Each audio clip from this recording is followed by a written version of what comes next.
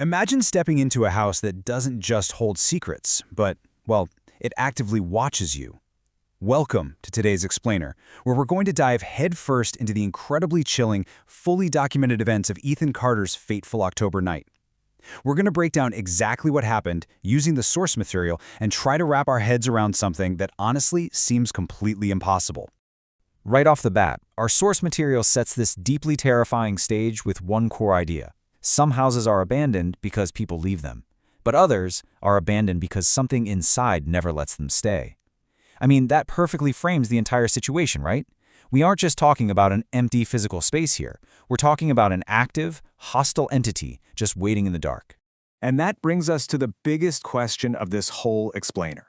What actually happened to Ethan Carter on that freezing October night? To even begin to understand how a totally routine exploration went so impossibly wrong, we literally have to put ourselves right in his shoes and follow his exact path, step by agonizing step, through the evidence he left behind. So let's set this scene. Blackwood House. It's a massive, forgotten estate buried deep in the Vermont woods, completely abandoned since an entire family mysteriously vanished back in 1979. It's so isolated, and locals actively go out of their way to avoid it. The local legend is that the house literally watches anyone who dares to get close. No bodies were ever found, no suspects were ever named, just 50 years of suffocating silence. Enter our guy, Ethan Carter. He's 28, confident, and a viral documentary filmmaker with millions of followers. Ethan definitely wasn't your run-of-the-mill ghost hunter. He specifically tracked down abandoned places with really dark histories. He approached Blackwood House with this mix of modern skepticism and online showmanship, totally convinced this was going to be his biggest hit yet. But things start going wrong before he even puts the truck in park. You know that spike of pure anxiety when your GPS completely dies in the middle of nowhere? That happened to Ethan 20 minutes out. Then this torrential rain starts pouring down, totally isolating him by masking any outside sounds. On top of that, his heavy-duty flashlight starts flickering right from the jump. His tech and his senses were basically neutralized before he even crossed the property line. And the contrast between what he expected and what he actually found is just so unsettling. Logically, you'd expect a totally secure, boarded-up, ruined estate from 1979, right? But the reality totally defied logic.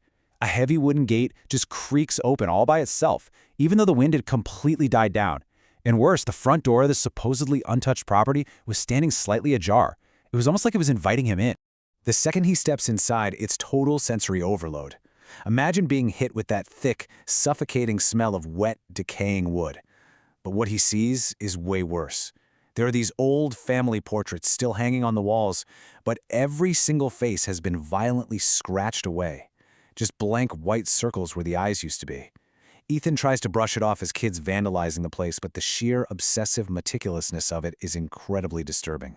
He's trying to keep his cool, rationalizing the vandalism out loud, but his voice is echoing in this really unnatural way, almost like the house is mocking him from upstairs. And then, the house actually responds. Boom! Boom! Boom!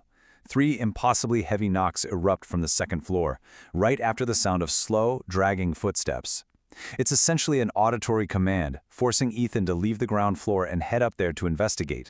So he creeps up these groaning stairs into a hallway that makes absolutely zero architectural sense. It stretches way, way longer than the outside of the house should even allow. Every single door down this massive hall is slammed shut, except for the very last one.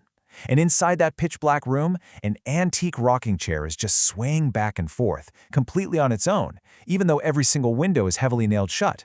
As he inches closer to the moving chair, his flickering flashlight just abruptly dies. Total, suffocating darkness swallows the room.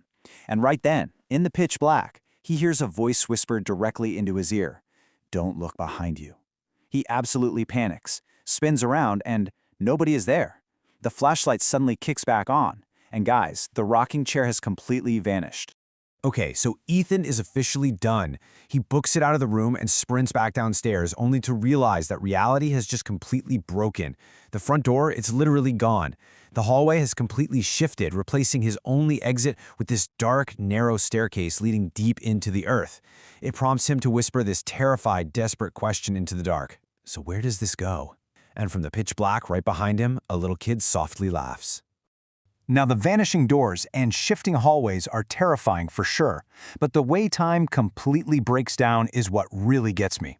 Remember, his GPS failed at 7:55 p.m. and he walked through the front door at 8:15, but when he pulls out his phone right after running down the stairs, it says it's 3:03 a.m. Just imagine checking your phone and realizing 7 hours have vanished in a literal instant. And the house isn't just messing with the clocks, it is actively draining his only lifelines. Because when Ethan first walked in at 8:15, his phone battery was sitting at a super healthy 87%. But right before his eyes, in the span of a single breath, that battery instantly drains down to a critical 2%. And just as his brain is trying to process this totally impossible power drain, the phone screen just lights up completely on its own. All of these horrifying truths just slam into him at once. He's trapped in a maze of identical rooms. 7 hours are gone, and his phone is now displaying a photo he definitely didn't take. It's a picture of him, from behind, proving something had been right on his heels. He whips around to an empty hallway, but when he zooms in on the photo on his screen, there is a tall woman with completely black eyes standing in the shadows, just smiling at him. He's in pure survival mode now, fleeing wildly through these endless identical corridors until he stumbles into the dining room. And here is where we get another completely impossible situation. This house has been abandoned and rotting for 50 years, right? But the dining room table is covered with fresh, steaming dinner plates. Someone or something literally just cooked a meal. And as he's frozen in absolute terror, one of the heavy wooden chairs slowly drags itself out, waiting for him to sit. Then, an old woman's voice just floats through the heavy air of the dining room. We've been waiting for you, Ethan. Talk about your blood turning to ice. Up until this exact moment, Ethan hadn't spoken his own name out loud a single time since pulling up to the property. Whatever was in there already knew exactly who he was, and they were expecting him. And at that precise moment, right as it feels like these unseen entities are completely surrounding him, the battery on his main documentary camera drops to a final 1%. The screen just erupts into blinding, buzzing static, totally severing his visual feed to the outside world and essentially sealing him inside the house's twisted reality forever. Right as that static takes over, a child's voice from upstairs whispers, "Dad, he's here." So as we wrap up this explainer, we really have to ask ourselves, was Ethan Carter just incredibly unlucky while exploring an abandoned building, or was Blackwood House a 50-year-old trap, patiently waiting for its next occupant? All the evidence tells us the house didn't just watch him back, it deliberately lured him in. Which leaves us with one incredibly terrifying question to end on. Who is it waiting for next?